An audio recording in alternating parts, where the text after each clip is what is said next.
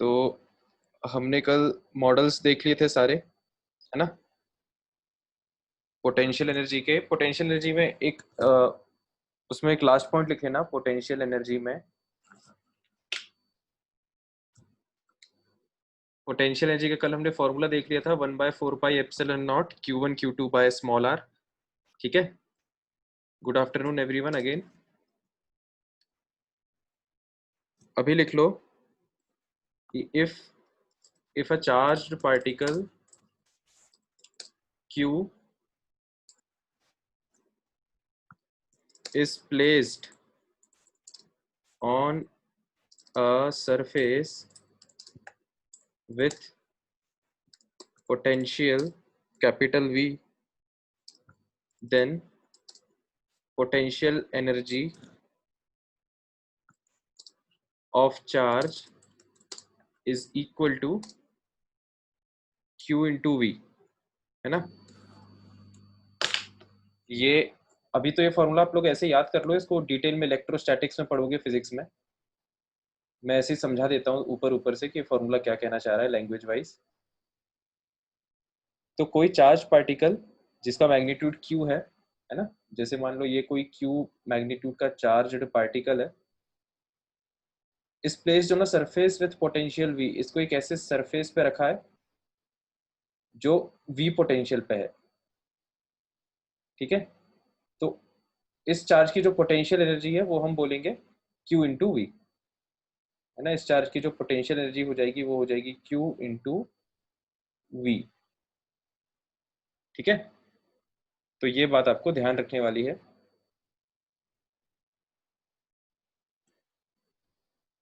तो इसको नोट कर लो।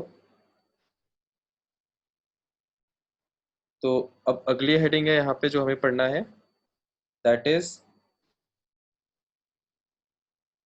estimation of closest distance of approach।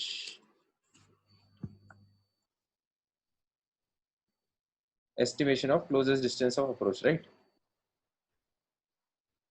तो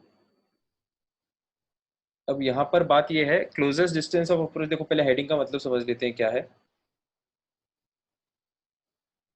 एस्टिमेशन का मतलब होता है एस्टिमेट करना या कैलकुलेट करना। क्लोजेस्ट डिस्टेंस ऑफ अप्रोच, ठीक है।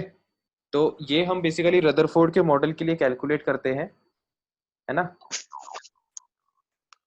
अपने माइक्रोफोन्स म्यूट कर ले भाई सभी लोग। तो ये रदरफोर्ड का जो एक्सपेरिमेंट था, है ना, उसमें ये पाया गया था। उस एक्सपेरिमेंट का एक कंक्लूजन था कि एटम के सेंटर में न्यूक्लियस होता है, जो अभी मैं शेड कर रहा हूँ वो, है ना। और जब आप अल्फा पार्टिकल बॉम्बार्ड करते हो यहां से, जैसे हमने कोई अल्फा पार्टिकल इस पे शूट किया, ठीक है। तो अल्फा पार्टिकल को जैसे v अल्फा वेलोसिटी से शूट किया, इसका मास m अल्फा हो जाएगा। इस अल्फा पार्टिकल को जब ये शूट किया तो ये कुछ r1 डिस्टेंस से रिबाउंड हो गया, है ना। देखो अपन ने रदरफोर्ड के एक्सपेरिमेंट में ये पढ़ा था कि ज्यादातर अल्फा पार्टिकल्स तो सीधे सीधे निकल गए, है ना। जो भी न्यूक्लियस के दूर से जाएंगे वो सीधे सीधे निकल जाएंगे, जो न्यूक्लियस के पास से जाएंगे वो थोड़ा सा एंगल चेंज करेंगे अपना, और जो एकदम न्यूक्लियस को सेंटर पे स्ट्राइक, सेंटर की लाइन में आ रहे होंगे न्यूक्लियस के, वो टकरा के वापस रिबाउंड हो जाएंगे। ठीक है। तो ये कल अपन ने बात की थी। तो अब जैसे, एक सेकेंड, हाँ। तो जैसे अब यहाँ पर ये जो अल्फा पार्टिकल है ये कितने क्लोजेस्ट डिस्टेंस पर, क्लोजेस्ट डिस्टेंस ऑफ अप्रोच, है ना। तो अप्रोच का क्या मतलब है कि अल्फा पार्टिकल न्यूक्लियस पे अप्रोच कर रहा है, तो क्लोजेस्ट डिस्टेंस ये न्यूक्लियस के कितने पास तक आ पाता है ना, उस डिस्टेंस को हमें कैलकुलेट करना है, राइट। तो हमने मान लिया कि अल्फा पार्टिकल ये वाला जो डिस्टेंस है, ये तो सेंटर है ना। ये वाला जो डिस्टेंस है इसको हमने बोल दिया कैपिटल आर, राइट। और ये हमने कोई जनरल डिस्टेंस मान लिया R1।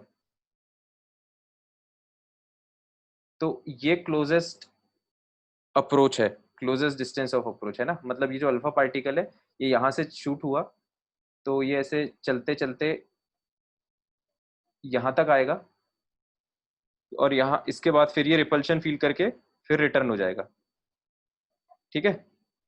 तो इसके आगे अल्फा पार्टिकल नहीं बढ़ पा रहा, तो ये जो है आर डिस्टेंस जो है अल्फा पार्टिकल में और न्यूक्लियस में, इसको बोलते हैं क्लोजेस्ट डिस्टेंस ऑफ अप्रोच, ठीक है। तो अब देखो इसको कैलकुलेट कैसे किया गया क्लोजेस्ट डिस्टेंस ऑफ अप्रोच को।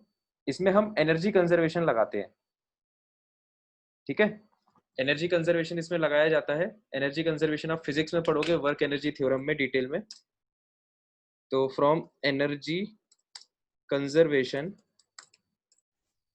तो एनर्जी कंजर्वेशन कैसे लगाया जाता है? ऐसा कहा जाता है कि किसी भी बॉडी की टोटल एनर्जी हमेशा कंजर्व्ड होती है, ठीक है। तो यहां पर इनिशियली इस बॉडी की kinetic energy plus potential energy जितनी है, देखो potential energy PE1 plus kinetic energy KE1, है ना। ये इसको अपन स्टार्टिंग सिचुएशन मान लेते हैं ना, सिचुएशन 1, और ये है अपनी सिचुएशन 2, ठीक है। ये इनिशियल सिचुएशन है, ये फाइनल सिचुएशन है। तो एनर्जी कंजर्वेशन का मतलब ये होता है कि टोटल एनर्जी जो है वो हर पॉइंट पे बराबर होती है। अब टोटल एनर्जी कैसे कैलकुलेट करते हैं, या फिजिक्स में सीखोगे कि पोटेंशियल एनर्जी और काइनेटिक एनर्जी का जो सम है वो टोटल एनर्जी होता है, ठीक है।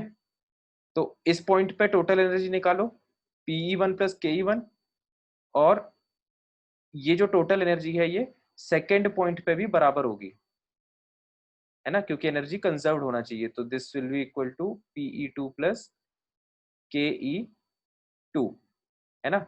यहाँ पर ये हमने एनर्जी कंजर्वेशन लगाया है। तो अब यहाँ पर अपन को फॉर्मूलेस डालने हैं इनके।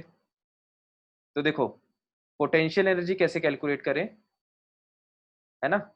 तो पोटेंशियल एनर्जी पहली सिचुएशन में, मतलब यहाँ पर जो अल्फा पार्टिकल है इसकी क्या पोटेंशियल एनर्जी होगी, तो इसके लिए कल अपन ने फॉर्मूला पढ़ा था, है ना। दो चार्ज पार्टिकल के बीच में पोटेंशियल एनर्जी क्या होती है? पोटेंशियल एनर्जी दो चार्ज पार्टिकल के बीच में क्या होती है?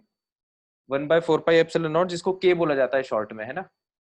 ये जो पूरा कांस्टेंट है इसको शॉर्ट में के भी बोला जाता है ना। के Q1 Q2 by small are, ठीक है। तो देखो ये अपने आप में एक चार्ज पार्टिकल है, अल्फा पार्टिकल, है ना। पॉजिटिवली चार्ज्ड हीलियम न्यूक्लियस, तो ये एक पॉजिटिवली चार्ज पार्टिकल हो गया। न्यूक्लियस भी अपने आप में चार्ज होता है क्योंकि इसमें प्रोटॉन्स होते हैं। तो ये दोनों चार्ज पार्टिकल है ना, दोनों का चार्जेस सेम है।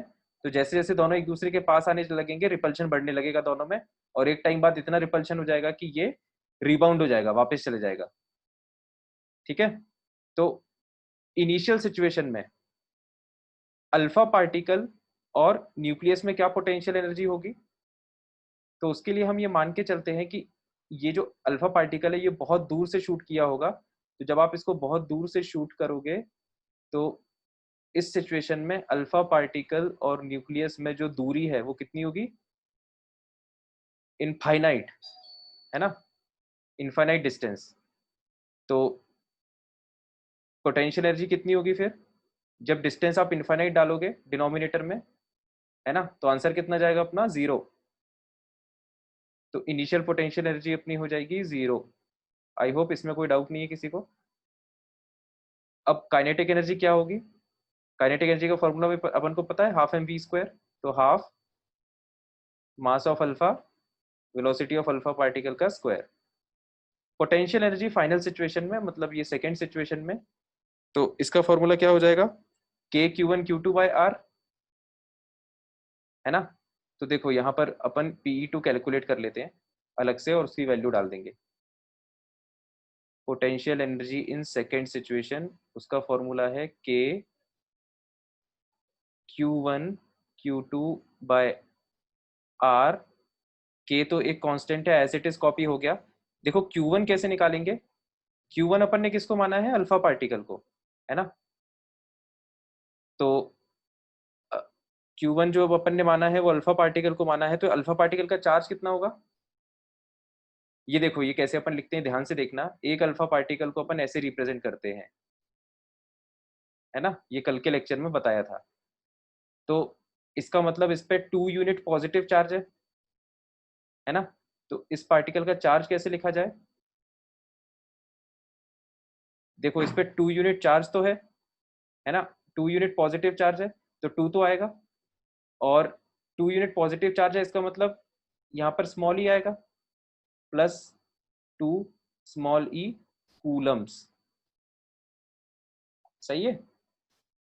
एक इलेक्ट्रॉन पे जो चार्ज है वो माइनस ई होता है, तो एक प्रोटॉन पे चार्ज प्लस ई होता है, तो 2 प्रोटॉन एक्स्ट्रा है, तो 2 प्रोटॉन के कारण चार्ज टोटल हो जाएगा +2 ई कूलम्स।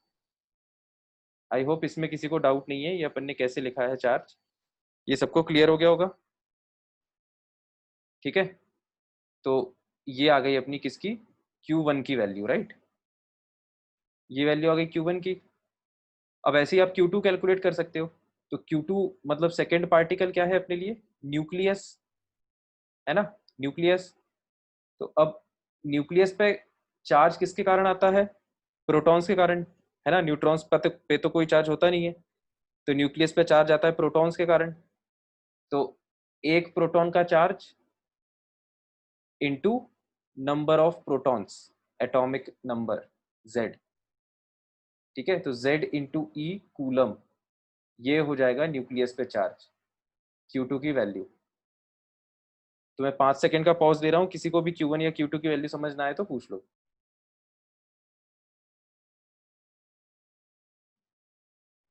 ठीक है, तो Q1 की जगह अपना आ जाएगा 2E, है ना। Q2 की जगह आ जाएगा ZE, और स्मॉल आर मतलब डिस्टेंस दोनों पार्टिकल में, तो डिस्टेंस कितना हो जाएगा, कैपिटल आर, है ना। फाइनल सिचुएशन में कैपिटल आर डिस्टेंस है दोनों में। तो ये अपनी आ गई PE2 की वैल्यू। इसको अपन वापस यहाँ पर कॉपी कर देते हैं, तो कितना जाएगा ये K2E ZE by capital R, है ना, plus plus final kinetic energy. तो फाइनल काइनेटिक एनर्जी कितनी होगी, 0, है ना, क्योंकि जब आपने अल्फा पार्टिकल को शूट किया तो ये इसकी वेलोसिटी कम होती जाएगी, कम होती जाएगी, और यहाँ पर आके एकदम रुक जाएगा, और फिर ये रिबाउंड होना चालू होगा। तो फाइनल सिचुएशन में इसकी वेलोसिटी क्या हो जाएगी उस इंस्टेंट पे, 0। तो फाइनल काइनेटिक एनर्जी भी क्या हो जाएगी, 0। ठीक है, तो आई होप इस इक्वेशन में कोई डाउट नहीं है किसी को, मैथमेटिकल कैलकुलेशन है, डेरिवेशन है ये। तो बस अब इससे अपन को कैलकुलेट क्या करना था, हमारा ऑब्जेक्टिव था क्लोजेस्ट डिस्टेंस ऑफ अप्रोच, मतलब कैपिटल आर कैलकुलेट करना, है ना। कैपिटल आर अपने लिए अननोन था, तो बस अब इस इक्वेशन में आप कैपिटल आर निकाल लो। तो जब इस इक्वेशन को सॉल्व करोगे, है ना, वेरिएबल्स को जब इधर उधर भेजोगे, तो फाइनली कैपिटल आर की वैल्यू आएगी, वो मैं वैल्यू डायरेक्ट लिख दे रहा हूँ, है ना, 4k ZE² by M alpha V alpha square. ठीक है, इस आर को ही बोला जाता है, इस आर को ही बोला जाता है क्लोजेस्ट डिस्टेंस ऑफ अप्रोच। ठीक है, तो अब यहाँ पर ये इस तरह से अपन closest distance of approach calculate करते हैं। संकेत पूछ रहा है कि sir alpha M alpha V alpha निकाल सकते हैं, M alpha V alpha, M alpha particle का मास निकाल सकते हो, क्योंकि उसका अपन को पता है हीलियम का मास कितना होता है। वी अल्फा नहीं निकाल सकते, वी अल्फा तो वो तो एक्सपेरिमेंट पे डिपेंड करेगा ना, अपन ने किस स्पीड से शूट किया है, वो तो इक्विपमेंट पे डिपेंड करेगा। ठीक है, तो इस तरह से अपन क्लोजेस्ट डिस्टेंस ऑफ अप्रोच निकाल सकते हैं। अब इसमें इंपॉर्टेंट बात यह है कि ये आपको याद करने की जरूरत नहीं है ना, और इसका बस ये डेरिवेशन ध्यान में रखना कि डिराइव कैसे किया है अपन ने। इसका डेरिवेशन आ सकता है, डेरिवेशन रिलेटेड क्वेश्चन आ सकते हैं, है ना। तो इसकी प्रोसेस याद रखना कैसे कैसे अपन ने किया है। ये फॉर्मूला कोई नहीं पूछेगा कि क्लोजेस्ट डिस्टेंस ऑफ अप्रोच का फॉर्मूला क्या होता है। अब पूछेगा भी तो अपन निकाल लेंगे डिराइव करके, है ना। मेन ये है कि आपको प्रोसेस समझ में आना चाहिए कैसे किया है। और अब जैसे इसमें प्रोसेस बेस्ड क्वेश्चंस कैसे आ जाते हैं। हाँ अंकुर, कुछ पूछना चाह रहे हो क्या?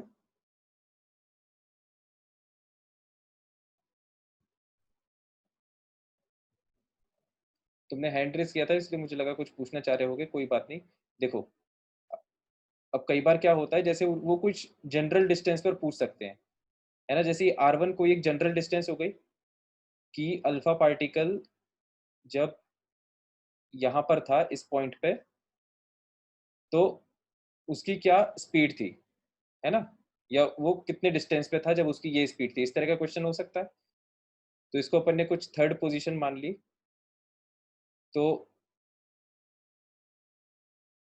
हाँ अंकुर, मैं एक बार ये इसका थर्ड का और बता दूं फिर बताता हूँ। तो जैसे थर्ड पॉइंट पे आपसे कुछ भी पूछा जाए, मान लो वेलोसिटी पूछी जाए या रेडियस पूछा जाए, मतलब रेडियस तो नहीं, distance between this position and nucleus. तो यहाँ पर भी इस तरह के जितने भी क्वेश्चंस हैं उन सब में एनर्जी कंजर्वेशन लगता है, ठीक है। तो ऐसी सिचुएशन में अपन क्या करेंगे, हम लगाएंगे एनर्जी कंजर्वेशन बिटवीन 1 and 3, ठीक है। तो energy energy conservation between first point and third point. तो जब आप फर्स्ट पॉइंट और थर्ड पॉइंट में एनर्जी कंजर्वेशन लगाओगे तो वही बेसिक फॉर्मूला तो वही है, पोटेंशियल एनर्जी पहले पॉइंट पे प्लस काइनेटिक एनर्जी पहले पॉइंट पे is equal to total energy तीसरे पॉइंट पे, है ना। वर्क एनर्जी थ्योरम के हिसाब से या एनर्जी कंजर्वेशन के हिसाब से हर पॉइंट पे टोटल एनर्जी बराबर होती है। अब बस यहाँ पर वैल्यूज डालना चालू कर दो।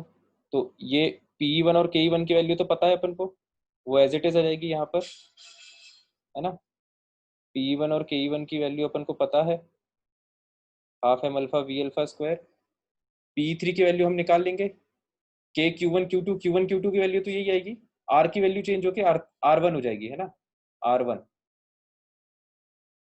तो ये हो जाएगा अपना के Q1 Q2 बाय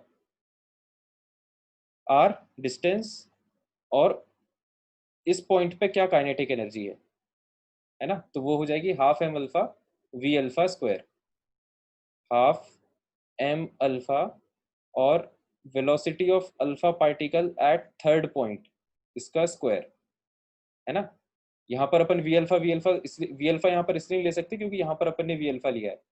अगर आप यहाँ पर भी वी अल्फा ले लोगे तो ऐसा लगेगा कि इस पॉइंट पे और इस पॉइंट पे वेलोसिटी सेम है, जो कि नहीं है, ठीक है। तो इस तरह से अपन को डेरिवेशन पता होना चाहिए। तो डेरिवेशन से रिलेटेड कोई क्वेश्चन आएगा तो बन जाएगा। बाकी अंकुर क्लियर हो गया क्या? और संकेत क्या पूछ रहा है, अगर अल्फा नेगेटिव हो तो? अल्फा नेगेटिव हो ही नहीं सकता, अल्फा की पार्टिकल की अपन ने डेफिनेशन लिखी है ना कल, पॉजिटिवली चार्ज हीलियम न्यूक्लियस, है ना। तो उसको डिफाइन ही अपन ने वैसे किया है। अगर अल्फा पार्टिकल ना होता तो अल्फा पार्टिकल नहीं होता, कोई दूसरा पार्टिकल होता तो उसको उस तरह से करते। मतलब ये वैसे फिजिक्स में पढ़ाया जाता है, ये फिजिक्स का टॉपिक है कि जब एक मास को दूसरे मास की तरफ फेंका जाता है, ठीक है, तो उसमें फिर एनर्जी कंजर्वेशन कैसे लगाया जाता है। अभी अपने केस में रदरफोर्ड का जो एक्सपेरिमेंट में था उसमें केवल अल्फा पार्टिकल ही शूट किया है अपन ने, तो अपने लिए पार्टिकल हमेशा अल्फा ही रहेगा। हाँ एनसीईआरटी में होगा, ये क्लोजेस्ट डिस्टेंस ऑफ अप्रोच होना तो चाहिए, है ना। एक बार मेरे को भी चेक करना पड़ेगा एनसीईआरटी में है कि नहीं, देख लेना खोल के। तो अपन इसमें कोई डाउट तो नहीं है किसी को? मैं 10 सेकंड का पॉज ले रहा हूँ, कोई डाउट हो तो पूछ लो, नहीं तो अपन नेक्स्ट टॉपिक पे आते हैं। तो इस टॉपिक का मेन कंक्लूजन बस यही है कि आपको ये वाली इक्वेशन लगाते आना चाहिए, है ना। इसके अलावा इसमें कुछ ध्यान नहीं रखना है।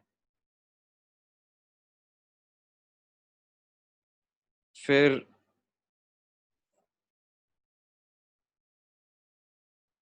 हाँ, इस पे कभी कभार क्वेश्चन आ जाता है, कभी कभार आ सकता है, मतलब ऐसे जनरली तो नहीं आता, बहुत ज्यादा इंपॉर्टेंट नहीं है वो।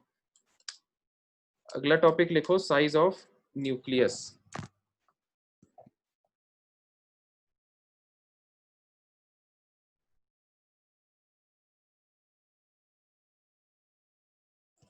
तो ये जो experiment closest distance of approach का किया गया है ना, उससे हमें न्यूक्लियस का एक रफ आइडिया लगा कि न्यूक्लियस की रेडियस कितनी होती होगी और एटम की कितनी होती होगी। तो इस ये जो एक्सपेरिमेंट था, इसका कंक्लूजन अपन लिख रहे हैं, है ना। ये कंक्लूजन अपन को याद होना चाहिए। तो जैसे साइज ऑफ न्यूक्लियस जो है, diameter diameter of nucleus is roughly of the order of 10 to the power minus 12 to 10 to the power minus 13 centimetre. ठीक है, या ऐसा करो आप लोग इसको मीटर में याद रखो और ज्यादा सही रहेगा। तो ये हो जाएगा अपना, एक second, 10 to the power minus 14 to 10 to the power minus 15, और ये हो जाएगा मीटर, है ना। हाँ, ये वैल्यूज याद रखना है अपन को, इस पे क्वेश्चन आ सकता है, फैक्चुअल चीजें हैं। तो ये अपना डायमीटर ऑफ न्यूक्लियस हो गया, और जो डायमीटर एटम का है वो एक्सपेरिमेंटली पाया गया, that is of the order of 10 to the power minus 10 metre. ठीक है, तो ये दो फैक्ट्स हैं जो अपन को याद रखना है। मतलब ये वैल्यूज भी बहुत इंपॉर्टेंट नहीं है, लेकिन एक आध बार आया है इस पे क्वेश्चन, है ना। फ्रीक्वेंटली नहीं आएगा क्वेश्चन, लेकिन एक आध बार आया है पास्ट में, तो इसलिए अपन ऐसा मान के चलते हैं कि हो सकता है फ्यूचर में भी कभी आ जाए।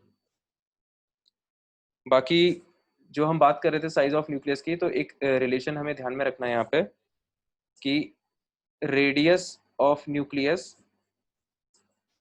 जो है वो ये रिलेशन फॉलो करता है ना। यहाँ पर कैपिटल आर क्या है, रेडियस ऑफ न्यूक्लियस। तो रेडियस ऑफ न्यूक्लियस ये रिलेशन फॉलो करता है, कैपिटल आर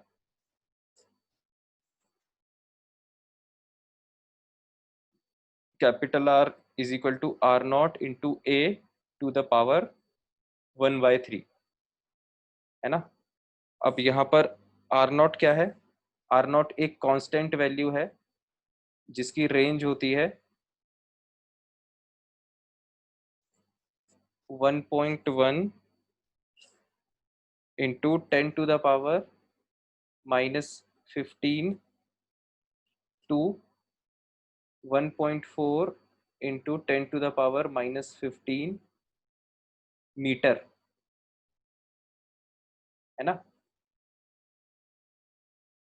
आर नॉट की ये इस रेंज में वैल्यू होती है, जनरली वैल्यू क्वेश्चन में दी होगी। अगर आपको रेडियस ऑफ न्यूक्लियस पूछा जाए तो जनरली आर नॉट की वैल्यू क्वेश्चन में दी होगी।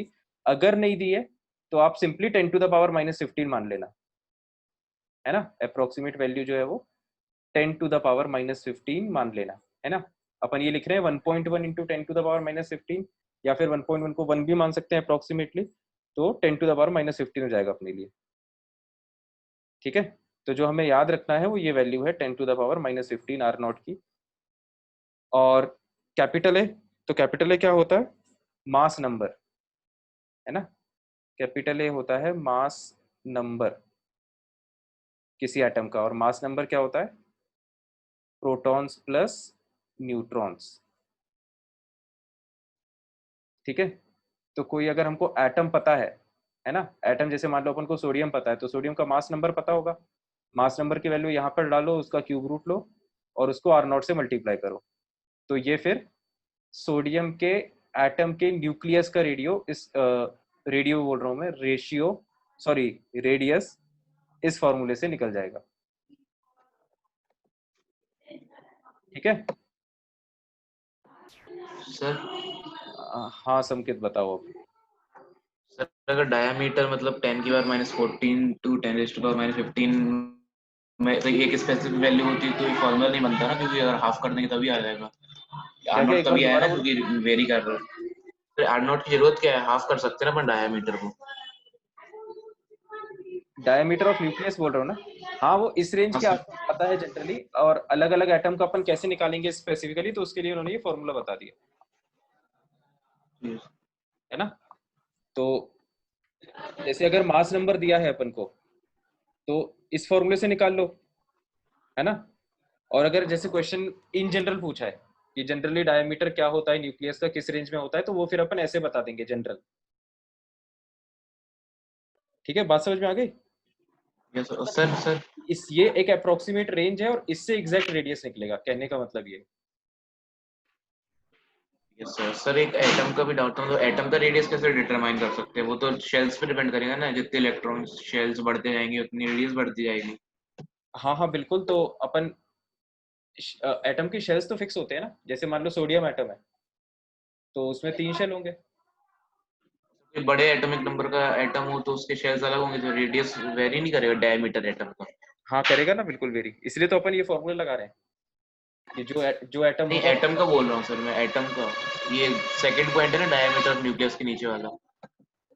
अच्छा, तुम एटम का बोल रहे हो, हाँ उसका वेरी करेगा यार, बिल्कुल करेगा वेरी।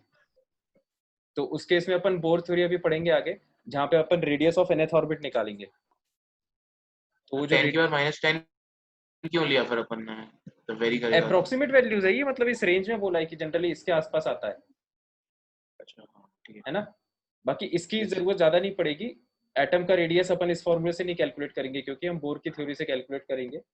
यहाँ पर तो बस ये इसलिए लिखा गया है क्योंकि यहाँ पर इन्होंने कंपैरिजन बताया है कि जैसे अगर किसी एटम का रेडियस 10⁻⁻10 के ऑर्डर का आ रहा है, तो उस एटम का जो न्यूक्लियस है वो इस रेंज में आएगा। इसका मतलब एक एक एटम जो है वो न्यूक्लियस से लगभग 10⁻⁴ टू 10⁻⁵ टाइम्स बड़ा होता है।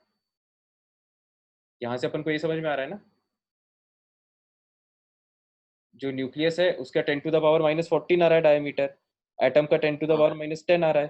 तो यहाँ से अपन को क्या पता चला कि जो न्यूक्लियस है वो एटम से 10,000 गुना छोटा है। हाँ ठीक है सर। यस। ठीक है, तो मेन रोल इसका ये है। बाकी अब कंक्लूजन ये है, ध्यान से सुनना, कि अगर अपन को मास नंबर दिया हुआ है तो हम ऐसे एग्जैक्ट रेडियस इस फॉर्मूले से निकाल सकते हैं न्यूक्लियस का, अगर पूछा जाए तो, है ना। अगर मास नंबर नहीं दिया है, अगर हमसे जनरल आंसर पूछा जा रहा है, तो हम सिंपली बोल देंगे इस रेंज में आएगा। तो जो भी ऑप्शन, 4 ऑप्शन में से जो भी ऑप्शन इस रेंज में आ रहा होगा, उस एक ऑप्शन को अपन सिलेक्ट कर लेंगे। ठीक है, तो आई होप ये बातें सबको क्लियर हो गई होगी। अब अपन आगे बढ़ते हैं। तो ये साइज ऑफ न्यूक्लियस के बारे में था। अब एटॉमिक नंबर, मास नंबर, ये सब अपन देख चुके हैं ना।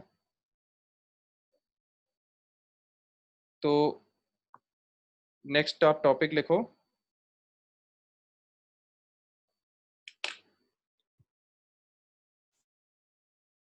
Some important definitions।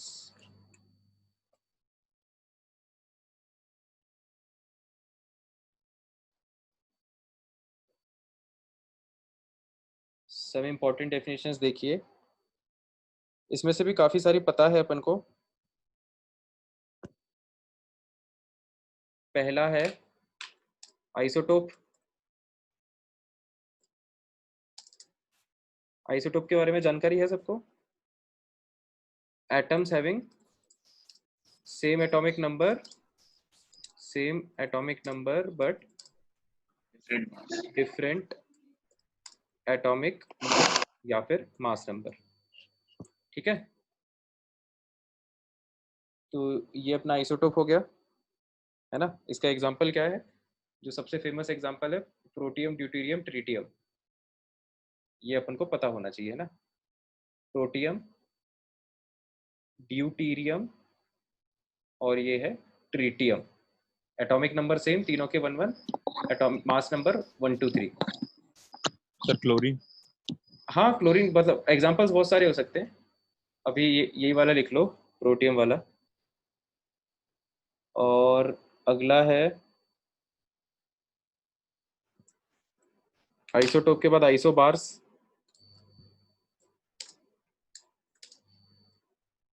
एटम्स उल्टा हो जाएगा इसमें, है ना, हैविंग सेम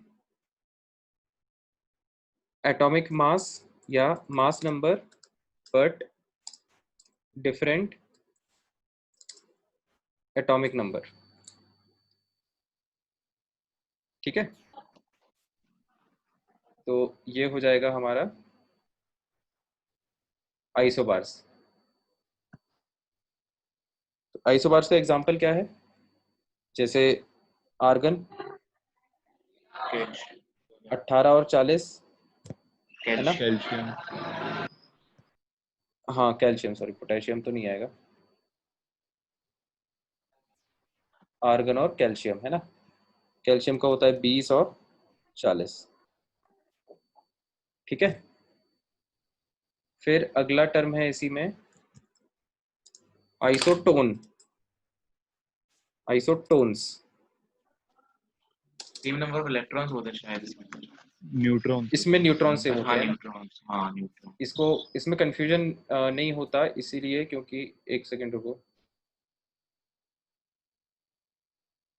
हाँ, तो इसमें कंफ्यूजन इसलिए नहीं होता क्योंकि इसमें ये एन दिया हुआ है ना, एन स्टैंड्स फॉर न्यूट्रॉन। ठीक है, ऐसे आप याद रख सकते हो। तो आइसो मतलब होता है सेम। ठीक है, आइसो वर्ड का मतलब होता है सेम।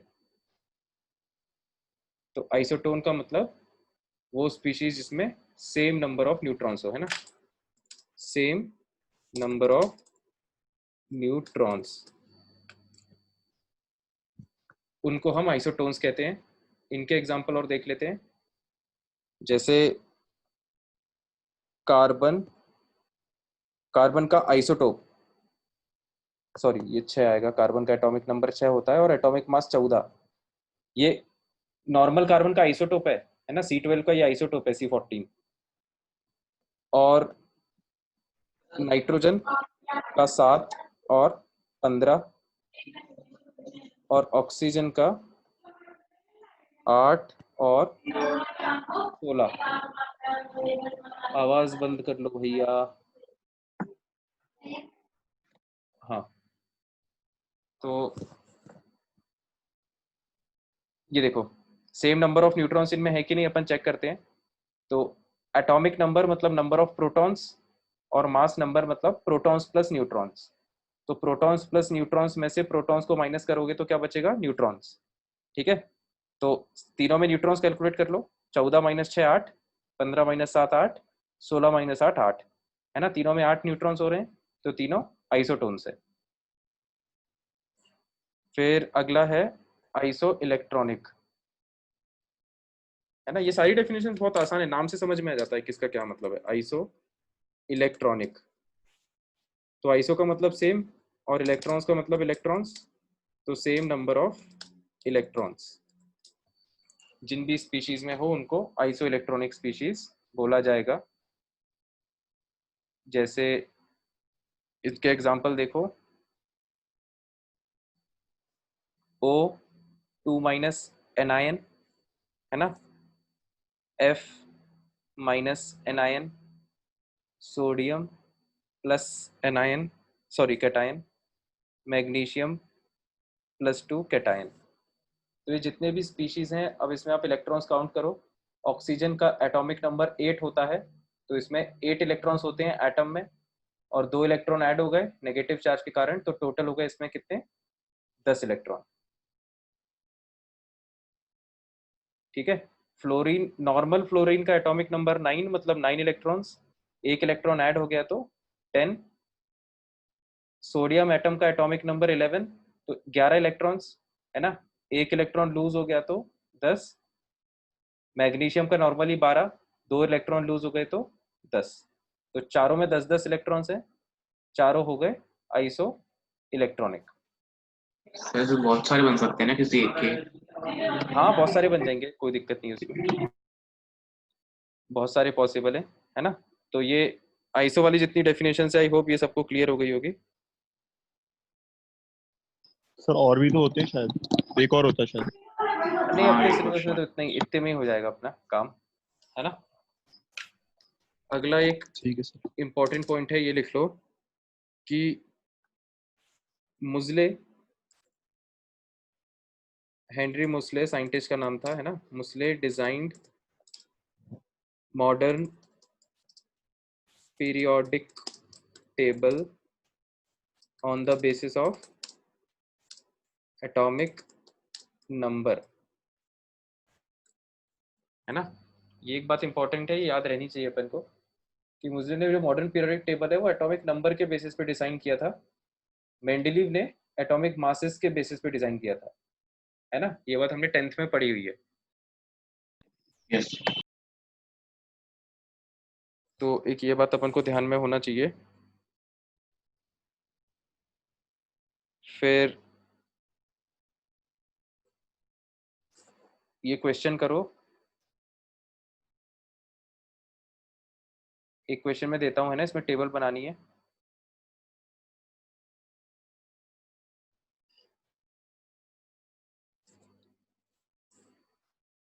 क्वेश्चन है कंप्लीट द फॉलोइंग टेबल, है ना। ये फॉलोइंग टेबल आपको कंप्लीट करनी है। तो इसमें 5-6 कॉलम्स हैं।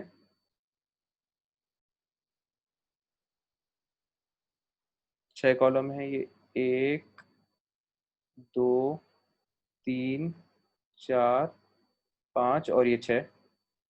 पहले कॉलम में पार्टिकल,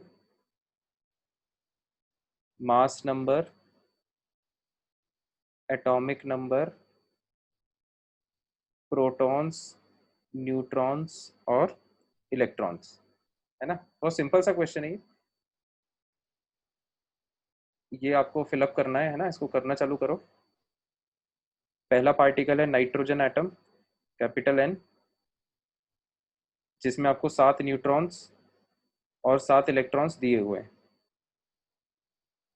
मैं इसमें लिखते जा रहा हूँ, तुम लोग इसको भरते जाना, फिर आंसर मिला लेना।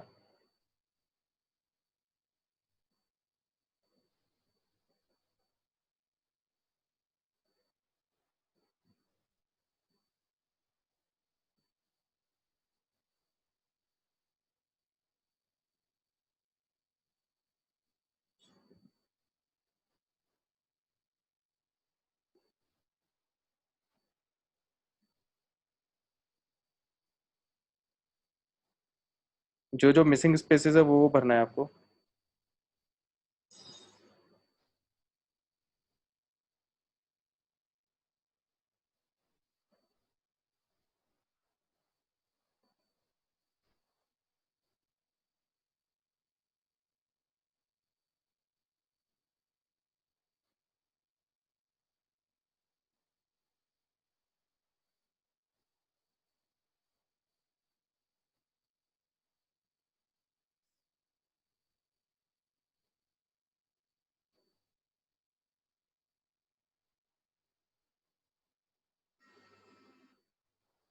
तो ये 4 पार्ट हैं क्वेश्चन के।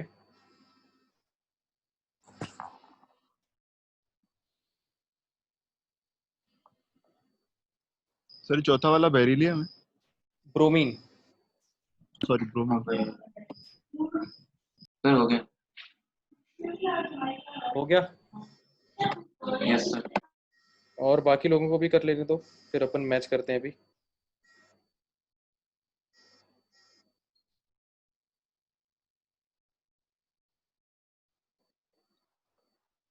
देखो मैं एक इसमें करके बता देता हूँ। नाइट्रोजन का एटम है ना। तो एटम तो न्यूट्रल होता है। एटम में जितने इलेक्ट्रॉन्स होते हैं उतने ही प्रोटॉन्स होंगे, है ना। जितने इलेक्ट्रॉन्स होते हैं उतने ही प्रोटॉन्स होंगे। और एटॉमिक नंबर क्या होता है? Number of protons. और मास नंबर क्या होता है? प्रोटॉन्स प्लस न्यूट्रॉन्स, है ना। इस तरह से अपन को ये करना है।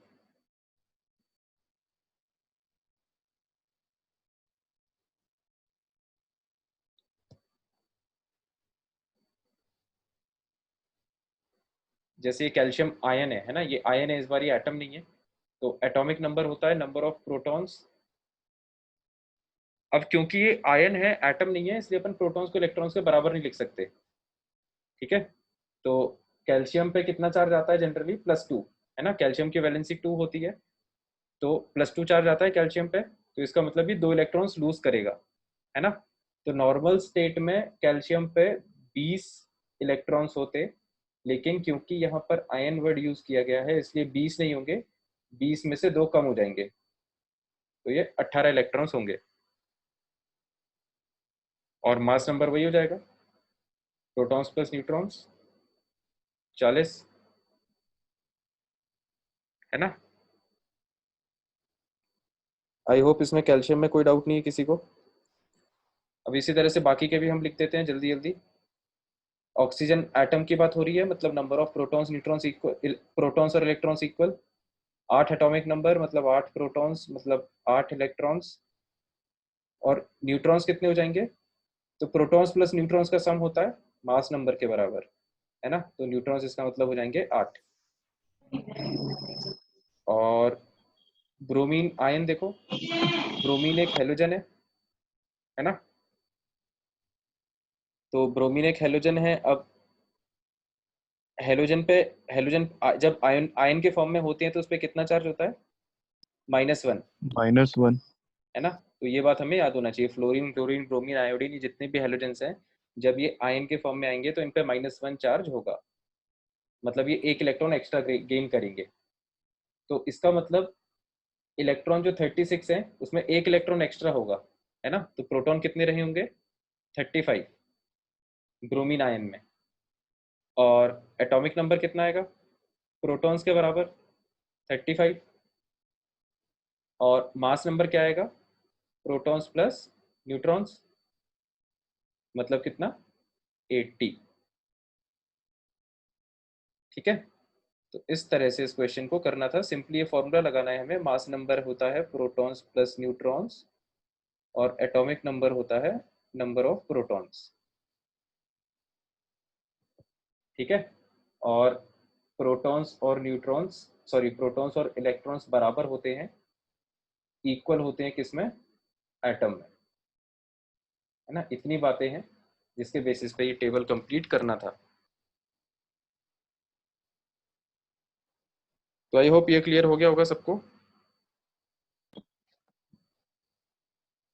है ना। तो एक सेकेंड,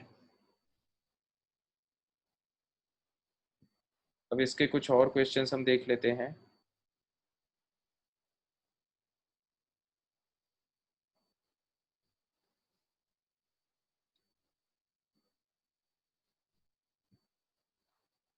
शीट दिख रही है तुम लोग को स्क्रीन पे, yes sir. Yes sir. Atomic structure की, है ना। तो इसमें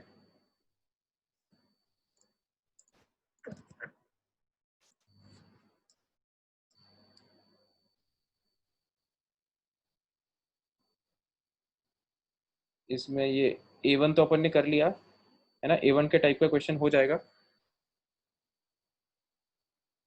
A2 सभी लोग अटेम्प्ट करें, A2 क्वेश्चन सभी लोग अटेम्प्ट करो।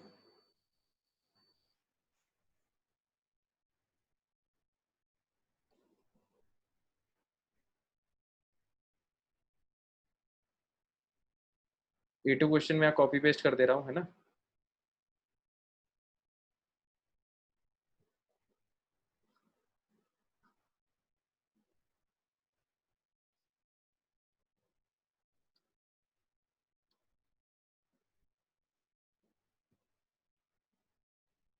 ये है आपका क्वेश्चन A2, इसको नोट्स में ही लिख लेना क्वेश्चन को, है ना।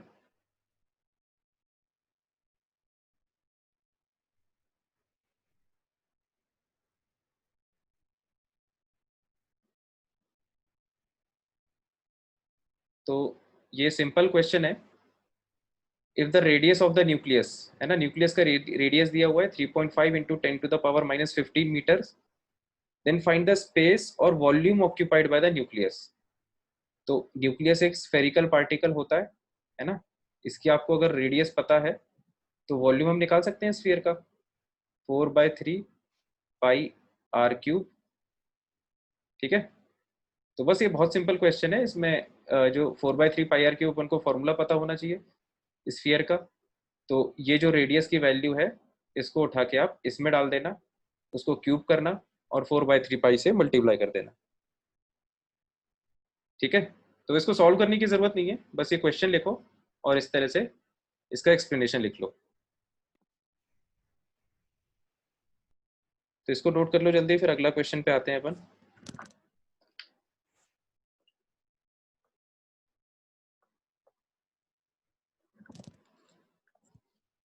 तो अगला क्वेश्चन है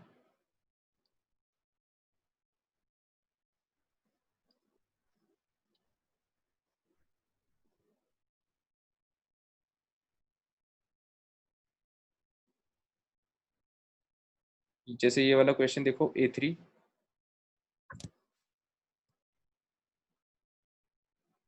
उसमें डाल लेना क्वेश्चन नंबर A3 कॉपी में।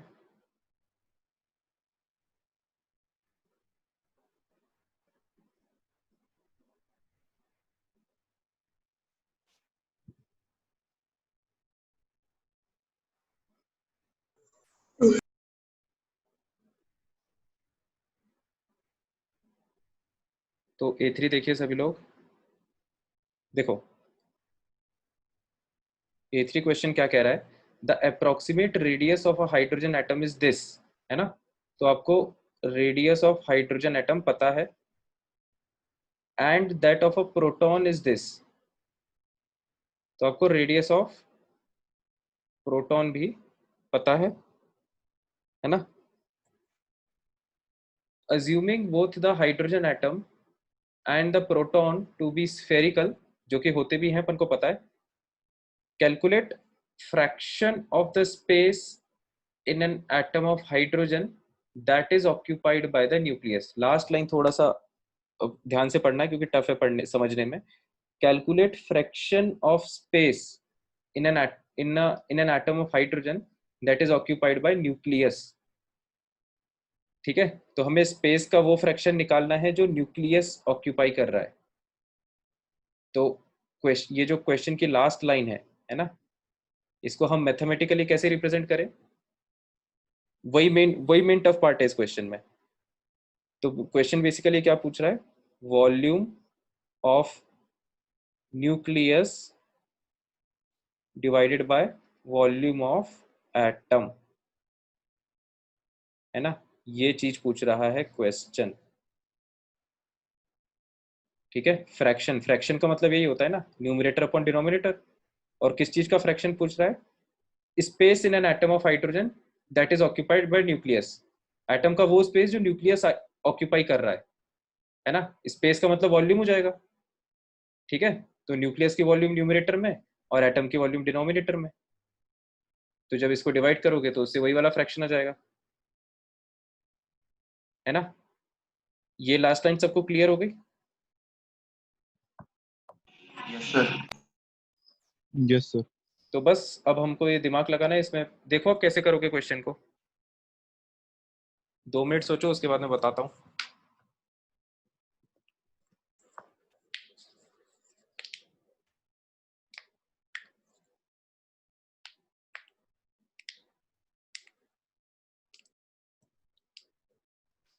सर मैं बताऊं? हाँ बताओ। सर इसमें प्रोटॉन प्रोटॉन का वो निकालेंगे वॉल्यूम। प्रोटॉन का अपन को रेडियस दिया, वॉल्यूम निकल जाएगा। सर फिर उससे क्या कहते हैं, उसका डबल कर देंगे। प्रोटॉन को डबल कर दोगे। हाँ सर, क्योंकि सर वो न्यूट्रॉन और हम्म प्रोटॉन दोनों रहेंगे उसमें न्यूक्लियस में। ठीक है। और सर फिर वैल्यू रख देंगे, फिर उसकी भी निकाल लेंगे हाइड्रोजन एटम ये की। न्यूट्रॉन का वॉल्यूम कैसे निकालोगे। सर उनका मास करीब करीब सेम ही रहता है, तो फिर नहीं नहीं नहीं नहीं नहीं नहीं, निकल देखो पाएगा देखो देखो फिर। देखो, ऐसे नहीं ऐसे नहीं। इसमें ऐसे करना है, इसमें पहले तो आपको ये क्वेश्चन ये मान के चल रहा है कि आपको हाइड्रोजन एटम पता है ना। हाइड्रोजन एटम पता है, इस लाइन का क्या मतलब है कि आपको ये बात पता है कि हाइड्रोजन का एटॉमिक नंबर होता है 1 और एटॉमिक मास होता है 1, है ना। ये क्वेश्चन अज्यूम करके चल रहा है, ठीक है। तो जब आपको ये बात पता है तो एटॉमिक नंबर 1 का मतलब उसमें कितने प्रोटॉन्स हो गए हाइड्रोजन एटम में, 1। और मास नंबर 1 का क्या मतलब होता है कि उसमें प्रोटॉन्स प्लस न्यूट्रॉन्स का सम कितना है, 1, है ना। इसका क्या मतलब हुआ कि हाइड्रोजन एटम में एक्चुअली एक प्रोटॉन है और न्यूट्रॉन कितने हैं, 0। 0, है ना। तो अब बस न्यूट्रॉन तो उसमें है ही नहीं, तो हाइड्रोजन एटम का जो न्यूक्लियस है उसमें बस एक प्रोटॉन होगा, ठीक है। तो कहने का मतलब ये कि हाइड्रोजन एटम का जो एक प्रोटॉन है ना वही न्यूक्लियस है, the proton itself is the nucleus, है ना। तो न्यूक्लियस क्या है यस इस सर। एटम के लिए, प्रोटॉन इटसेल्फ। तो आप जो जो आपको न्यूक्लियस निकालना है, न्यूक्लियस की volume, that is actually volume of proton, है ना। Volume of proton is equal to volume of nucleus. तो अब तो सिंपल हो गया, प्रोटॉन का आपको रेडियस दिया है 4/3πr³, वॉल्यूम निकल जाएगा, मतलब वॉल्यूम ऑफ न्यूक्लियस निकल गया, मतलब ये वाला टर्म आ गया, है ना। हाइड्रोजन एटम की रेडियस दी हुई है, ठीक है, 4/3πr³, हाइड्रोजन एटम की वॉल्यूम आ जाएगी, दोनों को डिवाइड कर देना। Yes sir. क्लियर हो गया सबको। Yes sir. तो मैं 10 सेकंड का पॉज ले रहा हूँ। मैंने ऐसे ओरली मतलब पाथ बता दिया आपको कैसे कैसे करना है। कैलकुलेशन आप चाहो तो घर पे कर सकते हो बाद में, किसी को कोई भी डाउट हो तो पूछ लो।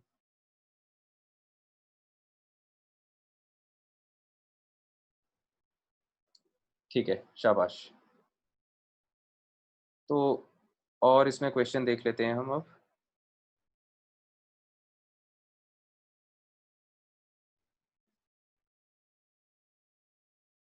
तो देखो यहाँ पे A4 क्वेश्चन क्या कह रहा है, find the radius of nucleus having mass number equal to 125, ठीक है। तो मास नंबर की वैल्यू अपन को दी हुई है ना। मास नंबर मतलब कैपिटल ए की वैल्यू दी हुई है 125, और आर नॉट की वैल्यू दी हुई है ना। तो वो r is equal to R naught A की पावर 1/3, उससे न्यूक्लियस का रेडियस निकल जाएगा, मास नंबर। है ना। सिंपल, ये फॉर्मूला बेस्ड क्वेश्चन था। Yes sir. और ये देखो, find the distance of closest approach when an alpha particle is projected towards the nucleus of silver atom having speed v, है ना। तो क्लोजेस्ट अप्रोच पूछ रहा है, तो इसका तो वही डेरिवेशन से अपन ने रिजल्ट निकाला था, उसमें आप सारी वैल्यूज डाल देना।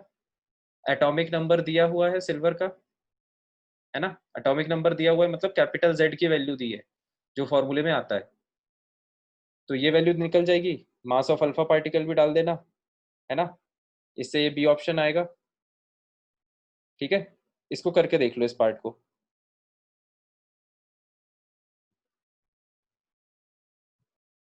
इस पार्ट को करके देख लेते हैं।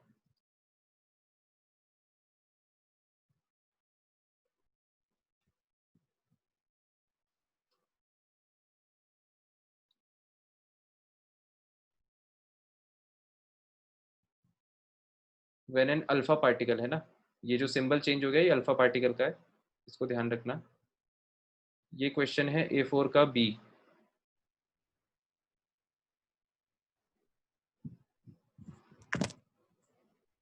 तो इसको सभी लोग सॉल्व करें। डिस्टेंस ऑफ क्लोजेस्ट अप्रोच अपन को निकालना है, मतलब कैपिटल R, जब एक अल्फा पार्टिकल को अपन प्रोजेक्ट करते हैं टुवर्ड्स न्यूक्लियस, जो रदरफोर्ड के एक्सपेरिमेंट में किया था। तो वही इसका फॉर्मूला अपन ने आज लेक्चर के स्टार्टिंग में निकाला, है ना। ये था 4k/Ze² m alpha V अल्फा², 4k/Ze² mass of alpha particle velocity of alpha particle का स्क्वायर, ठीक है। तो k तो एक कांस्टेंट है ना, उसको हम एज इट इज लिख देंगे, लिखे रहने देंगे। z हो जाएगा एटॉमिक नंबर, तो ये वैल्यू हो जाएगी कितनी, 47। फिर ई इलेक्ट्रॉनिक चार्ज, तो इसको एज इट इज रखे भी रहने दे सकते हो, कांस्टेंट वैल्यू है, या फिर रिप्लेस भी कर सकते हो। ई की वैल्यू होती है 1.6 इंटू 10⁻⁻19 कूलम। ठीक है। वेलोसिटी क्वेश्चन में दिया हुआ है, स्पीड v स्मॉल v, है ना, तो v अल्फा की जगह हम v रिप्लेस कर सकते हैं। और मास ऑफ अल्फा पार्टिकल का एटॉमिक मास होता है 4। ठीक है, तो इस तरह से उस फॉर्मूले में हम वैल्यूज डाल सकते हैं। तो क्या किसी को कोई भी वैल्यू पुट करने में कोई डाउट तो नहीं है? सर इलेक्ट्रॉन का वो वैल्यू -1.6 रहेगी, पॉजिटिव ही लेंगे? नहीं, वो तो जो साइन है वो बस उसका नेचर इंडिकेट करता है ना, मैग्नीट्यूड तो यही होता है चार्ज का। तो जब आप न्यूमेरिकल में डालोगे तो ई का मैग्नीट्यूड ही डालोगे, साइन इसलिए यहाँ पे नहीं डाल सकते ना, क्योंकि इससे साइन डाल दोगे, अच्छा यहाँ पर तो स्क्वायर हो जाएगा, तो आंसर वैसे पॉजिटिव आएगा, है ना। यहाँ पर देखो स्क्वायर लिखा है ना, इसलिए कोई दिक्कत नहीं है। अगर ये यहाँ पर स्क्वायर की जगह क्यूब लिखा होता, और अगर तुम ये माइनस साइन कैलकुलेशन में लेते, तो आर का जो आंसर है कैपिटल आर, वो नेगेटिव आ जाता फिर। समझ रहे हो संकेत? और वो चीज पॉसिबल नहीं है, क्योंकि आर तो डिस्टेंस है, डिस्टेंस कभी नेगेटिव हो नहीं सकता। तो ये जो ई का जो अपन साइन लेते हैं, ये बस इसका नेचर इंडिकेट करता है ना। तो जब भी आप ई की वैल्यू फॉर्मूले में डालोगे तो इसको बिना साइन के डालना है।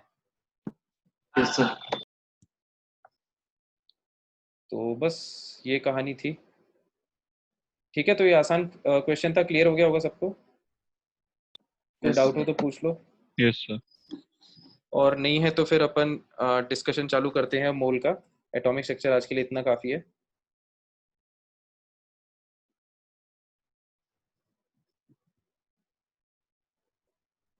कहाँ से डिस्कस करना था? क्वेश्चन 5 रह गया था शायद, है ना? यस सर, क्वेश्चन 5 यस कर सर। रहे थे। पेज नंबर याद है हाँ। क्या? एक मिनट रुको, मैं ही निकाल 17 तक शायद।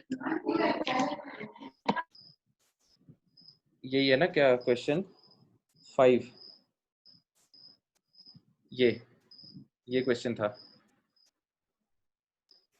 Yes sir.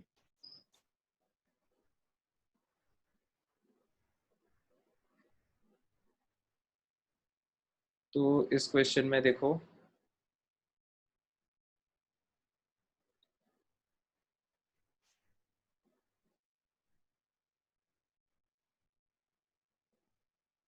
ये है क्वेश्चन 5, एक्सरसाइज 2 पार्ट 2। इसका सोल्यूशन देखते हैं हम। तो हम बात कर रहे थे उस दिन की, एक 3:2 मोलर रेशियो है मिक्सचर का, है ना। मिक्सचर किस किस का है? FeO and Fe2O3। तो FeO और Fe2O3 आपने साथ में लिया है, और ये 3:2 के मोल रेशियो में है दोनों। ये मोल का रेशियो है ना। जब इसको ऑक्सीजन से रिएक्ट कराया गया, है ना, रिएक्ट्स विथ ऑक्सीजन, तो it produces 2:3 molar ratio of FeO and Fe2O3। तो अब जो नया सिस्टम जनरेट होगा उसमें स्पीशीज तो वही रहेंगे, FeO और Fe2O3, लेकिन इनका रेशियो चेंज होके 3:2 से 2:3 हो जाएगा बाय मोल। क्वेश्चन आगे कहता है कि find the mass in gram of oxygen.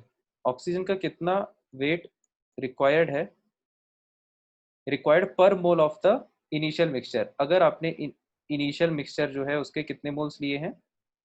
1। ठीक है, तो ये बेसिकली क्वेश्चन है जिसमें आपको ऑक्सीजन का वेट निकालना है, जो ये चेंज करने के लिए एसेंशियल होगा, है ना, 3:2 को 2:3 के रेशियो में चेंज करने के लिए। तो देखो, अब यहाँ पर समझने वाली बात ये है, ये तो हमको चलो क्वेश्चन समझ में आ गया। अब क्वेश्चन में यहाँ पर अपन को लॉजिक समझना पड़ेगा कि ये रेशियो चेंज कैसे होगा। ठीक है, मेन बात यही है इस क्वेश्चन में जो टफ है समझने के लिए। तो देखो, सीधी सी बात ये है कि FeO ऑक्सीजन से रिएक्ट करेगा या Fe2O3 ऑक्सीजन से रिएक्ट करेगा, ये हमको डिसाइड करना है, या दोनों रिएक्ट करेंगे। ठीक है, ये अपन को डिसाइड करना है। तो हमारे सामने क्वेश्चन क्या क्या है जो हमारे जहन में उठते हैं कि FeO ऑक्सीजन से रिएक्ट करेगा क्या, Fe2O3 भी रिएक्ट करेगा क्या, है ना। ठीक है, ये दो क्वेश्चंस हमारे माइंड में उठते हैं सबसे पहले। तो देखो, अब अपन को ये बात समझ में आ रही है, ये अपन को सिचुएशन देख के समझना पड़ेगा कि FeO अगर ऑक्सीजन से रिएक्ट करेगा तो उससे बनेगा Fe2O3, है ना। तभी तो हम कहेंगे कि FeO जो है वो क्या हो गया है, ऑक्सीडाइज। ठीक है, FeO ऑक्सीडाइज हो गया, ये हमें कैसे पता चलेगा, ये देखो ऑक्सीजन का एक आयरन पे नंबर ऑफ ऑक्सीजन बढ़ गए ना, या आप इसको ऑक्सीडेशन नंबर से भी देख सकते हो। यहाँ पर आयरन का ऑक्सीडेशन नंबर कितना आ रहा है, +2।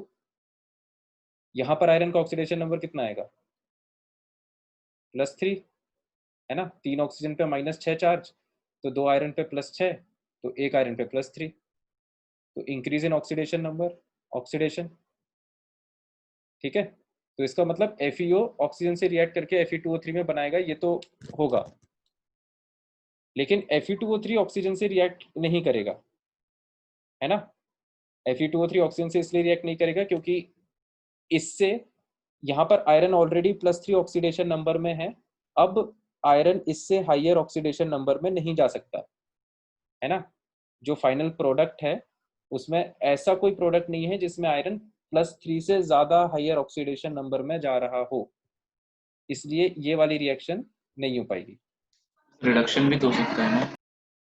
रिडक्शन इसलिए नहीं होगा, ये समझ में आ गया कि ये वाली रिएक्शन नहीं हो पाएगी। ये समझ में आ गया ऑक्सीडेशन नहीं होगा, रिडक्शन भी क्यों नहीं हो ये सकता। समझ में तुम लोग को आ गया होगा कि ये वाली रिएक्शन नहीं हो पाएगी, तो ये अपन ने हटा दिया। अब देखो, जो तुम्हारा क्वेश्चन है कि रिडक्शन तो इसलिए नहीं हो सकता क्योंकि ऑक्सीजन से रिएक्शन हो रहा है ना, तो ऑक्सीजन तो एक ऑक्सीडाइजिंग एजेंट है, ऑक्सीजन से रिएक्शन होगा तो ऑक्सीडेशन ही हो सकता है, रिडक्शन की तो पॉसिबिलिटी नहीं है कहीं से भी। ठीक है, तो देखो अब क्या होगा, यहाँ पर FeO ज्यादा है, Fe2O3 कम है ना। अब जब आप ऑक्सीजन से रिएक्ट कराओगे इस मिक्सचर को, तो जो FeO है वो रिएक्ट करता जाएगा ऑक्सीजन से और वो खत्म होता जाएगा, है ना, और ये प्रोड्यूस होता जाएगा Fe2O3। तो थोड़े टाइम बाद क्या होगा कि FeO की क्वांटिटी मिक्सचर में कम हो जाएगी और Fe2O3 की बढ़ जाएगी। तो बढ़ के ये देखो अपना रेशियो अपडेट हो गया 2:3। तो ये तो अब अपन को क्वेश्चन का लॉजिक क्लियर हुआ है कि ये प्रोसेस होगी कैसे। क्या सबको लॉजिक क्लियर हो गया? Yes sir. ठीक है, तो अब हम कैलकुलेशन वाले पार्ट पे आते हैं, है ना। तो देखो हमको वेट निकालना था, वेट मतलब हमको यहाँ पर पता होना चाहिए कि ऑक्सीजन के कितने मोल्स रिएक्ट करेंगे, जितने मोल्स होंगे उसके हिसाब से अपन वेट निकाल लेंगे ऑक्सीजन का। तो T = 0 पे अब अपन पूरी क्वांटिटीज लिख लेते हैं। देखो हमें ऑक्सीजन का मोल्स निकालने हैं, है ना, उसके लिए हमें इसके मोल्स और इसके मोल्स पता होने चाहिए, है ना, तभी हम निकाल पाएंगे ऑक्सीजन के मोल्स। तो FeO के कितने मोल्स थे इनिशियली T = 0 पे? तो देखो पूरे मिक्सचर का टोटल 1 मोल था और उसमें से 3:2 मोल रेशियो था FeO और Fe2O3 का, है ना। तो हम कह सकते हैं इनिशियल सिचुएशन में, है ना, इनिशियल सिचुएशन में मोल्स ऑफ FeO कितना होगा, 3/5 ऑफ मोल्स ऑफ मिक्सचर, और मोल्स ऑफ Fe2O3 कितना होगा, 2/5 ऑफ मोल्स ऑफ मिक्सचर। सही है, ये अपन ने रेशियो प्रपोर्शन कैलकुलेट किया है ना। सर लेकिन ऑक्सीजन भी तो है। ऑक्सीजन अपन इनिशियल सिचुएशन की बात कर रहे हैं ना, जब ऑक्सीजन अपन ने डाला नहीं है, ओके सर। है ना। तो इनिशियल सिचुएशन में ये 5 को आप ऐसे लिख सकते हो 3+2, 3+2, और यहाँ पर भी है 3+2। ठीक है, तो मोल जो टोटल मोल्स है मिक्सचर के, उसका 3/5 हिस्सा FeO है और 2/5 हिस्सा Fe2O3 है ना। ये इक्वेशन अपन को थोड़ा लॉजिक से लिखना है। ये दोनों स्टेटमेंट समझ में आ गए सबको कैसे लिखे हुए हैं? Yes yes sir. ठीक है, तो बस अब इसमें वैल्यूज डाल दो। तो FeO के मोल्स कितने आ जाएंगे? मोल्स ऑफ मिक्सचर 1 है, तो FeO के मोल्स आ जाएंगे इनिशियली 3/5। तो ये देखो, ये अपने पास मोल्स आ गए FeO के 3/5, जो अपन को रिएक्शन की स्टार्टिंग में दिए हुए थे t = 0 पे। रिएक्शन बैलेंस नहीं करेंगे? अभी करेंगे बाद में, इसको पहले अपन लिख लेते हैं मोल्स को। और अपन एकदम फ्लो में चल रहे हैं ना, जिस चीज़ की जैसी रिक्वायरमेंट होगी अपन उसको उस टाइम पे सॉल्व कर लेंगे। ठीक है, तो देखो, ये अपन ने इसकी क्वांटिटी लिख ली। और Fe2O3 इनिशियली कितना था? Fe2O3 इनिशियली था कितना? ये 2/5 है ना। तो ये वैल्यू अपन ने यहाँ पे लिख ली। इसके मोल्स इनिशियली थे 2/5, है ना। अब आपने t = 0 पे यहाँ पे ऑक्सीजन डाला, तो ऑक्सीजन क्या करेगा? अब फाइनल सिचुएशन में आओ।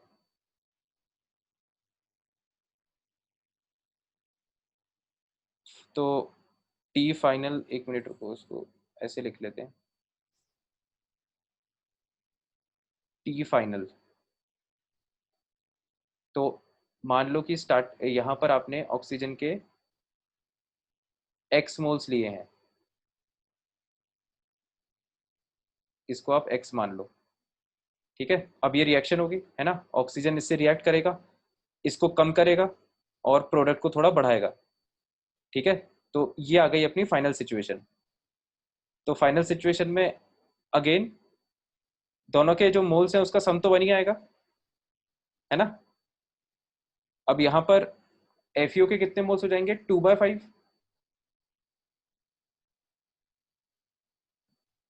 फाइनल सिचुएशन में FeO के मोल्स कितने हो जाएंगे? 2/5। और Fe2O3 के कितने हो जाएंगे? Fe2O3 के हो जाएंगे, एक मिनट रुको यार, यहाँ पर अपन को एक चीज ये देखनी पड़ेगी कि फाइनल सिचुएशन में ये 1 क्यों आएगा? 1 तो इनिशियली था। रुको रुको, इसको ऐसे नहीं करेंगे, पहले आप इसको बैलेंस करो। इसको बैलेंस करो, कितना आएगा ये? 2, ये FeO है, ये यहाँ पर 2 आयरन, 2 आयरन, आयरन बैलेंस हो गया। 2 और 2 4 ऑक्सीजन, और यहाँ पर कितना है? 3 ऑक्सीजन। तो यहाँ पर अपन को 3 ऑक्सीजन बनाना पड़ेगा, मतलब 2 ऑक्सीजन तो ये, और ये 1 ऑक्सीजन। ठीक है, तो ये अपनी रिएक्शन बैलेंस हो गई। इस पूरी रिएक्शन को अब 2 से मल्टीप्लाई कर दो, तो ये हो जाएगा 4। ये वाला कोएफिशिएंट खत्म हो जाएगा,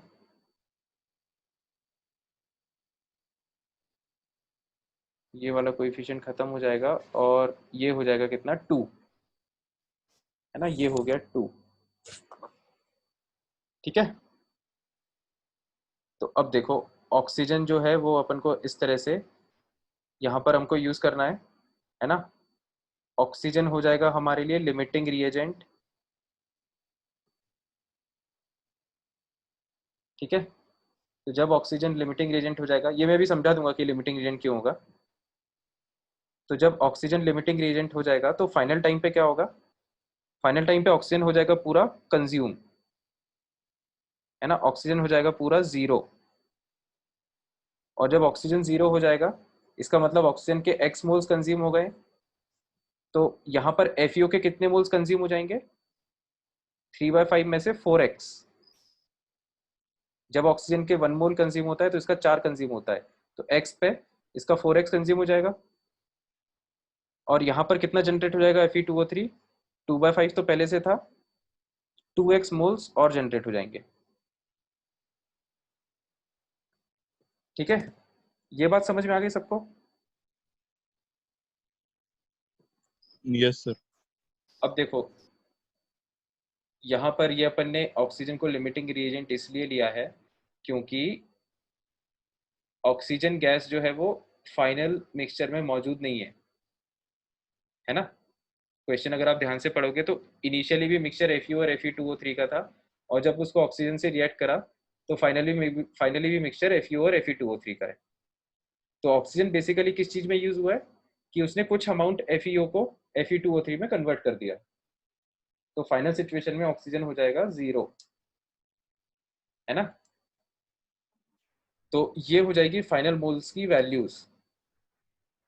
इसमें कोई डाउट हो किसी को तो पूछ लो, ये वैल्यूज कैसे लिखी? हाँ बताओ। सर ऐसा नहीं कर सकते, x/1 is equal to 3/20 moles upon stoichiometric coefficient वाला x/1, एक मिनट रुको, इज एक मिनट रुको, एक मिनट में लिख लेता हूँ। तुम कह रहे हो कि x/1 इज इक्वल टू 3/20। 3/20। ये क्या चीज है, एक मिनट रुको। x/1, x मतलब इसके मोल्स डिवाइडेड बाय इसका स्टोइचियोमेट्रिक कोएफिशिएंट 1, ठीक है, इज इक्वल टू इसके मोल्स 3/5 डिवाइडेड बाय इसका स्टोइचियोमेट्रिक कोएफिशिएंट। ये तो तुमने दोनों के मोल्स बराबर कर दिए। मतलब ये तो तब होता है ना जब कंप्लीट रिएक्शन हो रही हो, जब कोई हाँ लिमिटिंग रिएजेंट ना हो तब होता है ये। यहाँ पर ये ऑक्सीजन लिमिटिंग रिएजेंट है। ठीक है कंप्लीट रिएक्शन यहाँ पे इसलिए नहीं हो रही ना क्योंकि आयरन ऑक्साइड बचा हुआ है। देखो 2:3 के मोल रेशियो अभी भी मेंटेन्ड है, मतलब आयरन ऑक्साइड पूरा खत्म नहीं हुआ। यस समझ रहे हो संकेत? यस सर तो इनकम्प्लीट वाला नहीं लगा सकते इनकम्प्लीट वाली तो लगाए कि ना, तब जितना? तो लिमिटिंग रिएजेंट है ये। हाँ तभी लगा। Yes sir. तब इनकम्प्लीट रिएक्शन में ही तो लिमिटिंग रिएजेंट होता है। कंप्लीट रिएक्शन अगर हो रही है तो उसमें तो कोई लिमिटिंग रिएजेंट होता ही नहीं है। Yes sir. ठीक है, क्वेश्चन लॉजिकली क्लियर हो गया? यस किसी को और कोई भी डाउट हो तो यस सर। पूछ लो। क्वेश्चन थोड़ा टफ है, मतलब अप्लाई करने के लिए, समझने के लिए। बस अब इतना समझ में आ गया तो अब इसके बाद तो कुछ नहीं है, वो कैलकुलेशन बचा है। तो अपने पास मोल्स आ गए फाइनली, है ना? इसके 2/5 + 2x, ये मोल्स आ गए, ये मोल्स आ गए। इनका रेशियो दिया हुआ है अपन को 2:3। तो बस अब फॉर्मूला लगा दो। Moles of FeO final situation में कितना है? 3/5 - 4x। अब देखो अपन इसको खत्म करते हैं क्वेश्चन को। तो फाइनल सिचुएशन का जो हिसाब है उसमें moles of FeO by moles of Fe2O3, ये जो रेशियो दिया हुआ है हमें क्वेश्चन में 2:3, है ना? 2/3, ये अपन FeO के मोल्स अब डाल दो। 3/5 - 4x, 3/5 - 4x और 2/5 + 2x, है ना? तो 2/5 + 2x। तो बस इस इक्वेशन से x की वैल्यू आ जाएगी, है ना? x की वैल्यू आ जाएगी, मतलब ऑक्सीजन के मोल्स आ जाएंगे जो रिक्वायर्ड थे अपन को। तो ऑक्सीजन के मोल्स आ गए तो ऑक्सीजन का मास आ जाएगा। 32 से मल्टीप्लाई कर देना मोल्स को, ठीक है? तो our answer will be what? x × 32 grams. Clear हो गया सबको? इसके आगे आप लोग कर लेना इसको सॉल्व, आंसर आ जाएगा। Yes sir. और बताओ, ये लो sir 9। 9th। Yes sir. 9th question ये है। 7th में भी था। 7th में भी था तो पहले 7th ही देख लेते हैं।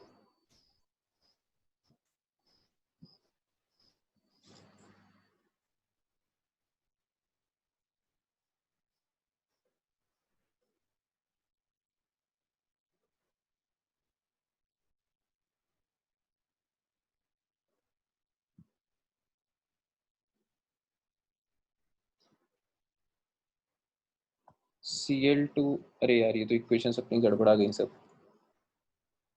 एक सेकेंड रुको। ये है अपना क्वेश्चन 7 एक्सरसाइज 2 पार्ट 2। इसका सोल्यूशन देखो। Cl2 + KOH gives KCl plus, ये क्या है? KClO।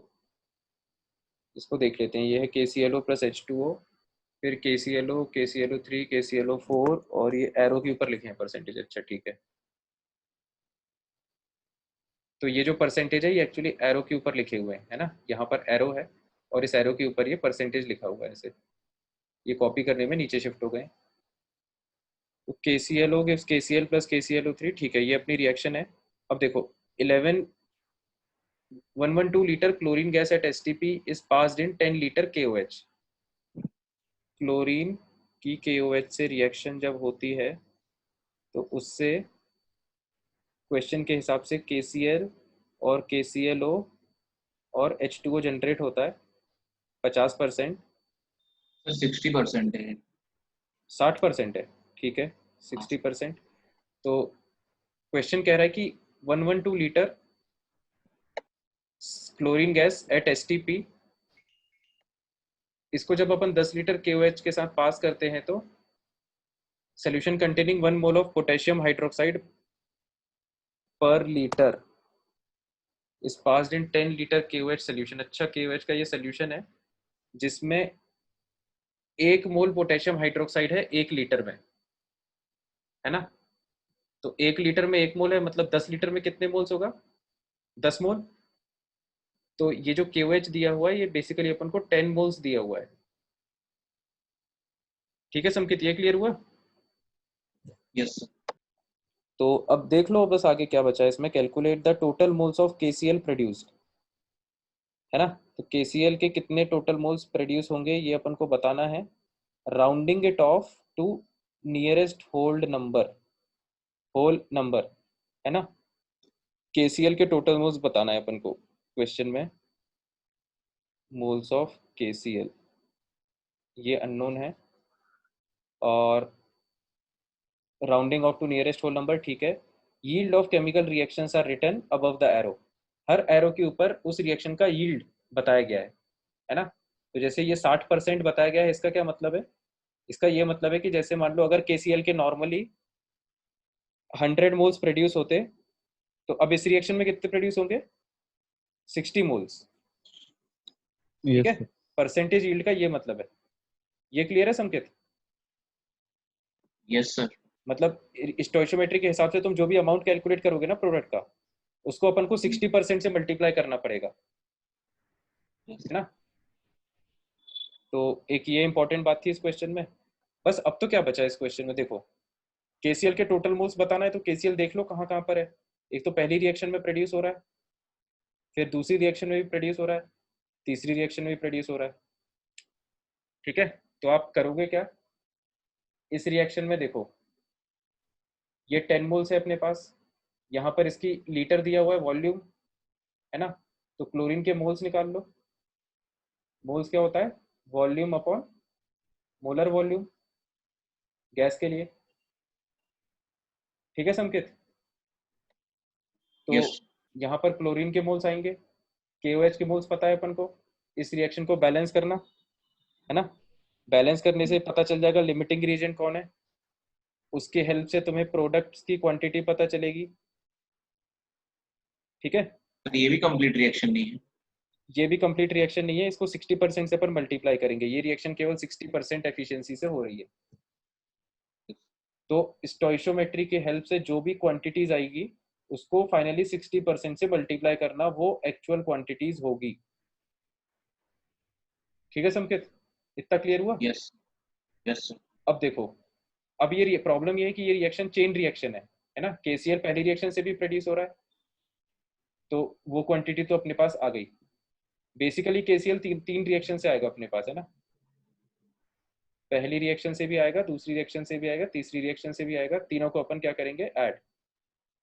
तो अभी ये जो KCl है ये पहली रिएक्शन से आया है ना। अब अपन को दूसरी रिएक्शन का भी निकालना है, सेकेंड रिएक्शन का।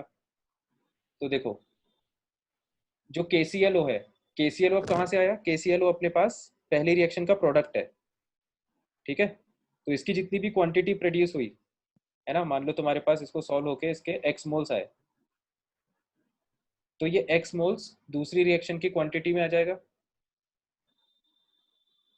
है ना। KClO गिव्स, सेकेंड रिएक्शन क्या है, KClO gives KCl plus KClO3। तो ये x मोल्स यहाँ पे लिखना, इसका जो भी परसेंटेज दिया है वो अपन को कैलकुलेशन में लेना पड़ेगा, बस स्टोइशियोमेट्री से KCl का अमाउंट निकालना, KClO3 का निकालना, पहली रिएक्शन जैसे इसको y% से मल्टीप्लाई करना, ठीक है, एक्चुअल क्वांटिटी निकालने के लिए। तो KCl की सेकेंड रिएक्शन से क्वांटिटी आ गई, समझ में आया संकेत? Yes sir. तो ये आ गई सेकेंड रिएक्शन से, पहली रिएक्शन से आई गई थी, है ना। और KCl की अब थर्ड रिएक्शन से निकालना है, तो थर्ड रिएक्शन के लिए देखो रिएक्टेंट क्या है, KClO3। KClO3 कहाँ पे जनरेट हुआ, ये देखो सेकेंड रिएक्शन का KClO3 प्रोडक्ट था। तो यहाँ पर इसकी जो भी क्वांटिटी आई Z मोल्स, वो क्वांटिटी यहाँ पर थर्ड रिएक्शन में रिएक्टेंट के तौर पे यूज हो जाएगी। फिर आगे सिमिलर कैलकुलेशन जैसा अपन ने सेकेंड रिएक्शन के लिए किया था, एग्जैक्टली सेम, उससे KCl का अमाउंट जनरेट होगा, है ना। मतलब थर्ड रिएक्शन से KCl का प्रोडक्ट जो है वो मिल जाएगा। तीनों को ऐड कर देना, फाइनल आंसर आ जाएगा। समझ में आया समकित कैसे करना है? हाँ सर। तो इसको करके देखना, फिर आंसर ना मैच करो दोबारा पूछ लेना, ठीक है। यस। तो अगली क्लास में फिर अपन इसके आगे डिस्कस करेंगे, है ना। तो फिर मिलते हैं अपन नेक्स्ट क्लास में। अगली क्लास में अपन एक्सरसाइज 3 डिस्कस करेंगे, ठीक है। एक्सरसाइज 2 अपन उसके बाद डिस्कस करेंगे। तो जो एग्जैक्ट होमवर्क होगा अगली क्लास का वो मैं बता दूंगा तुम लोगों को, मैसेज कर दूंगा ग्रुप पे, उसको चेक कर लेना एक बार, ठीक है। Okay, bye students, welcome. Thank you sir. Welcome यार।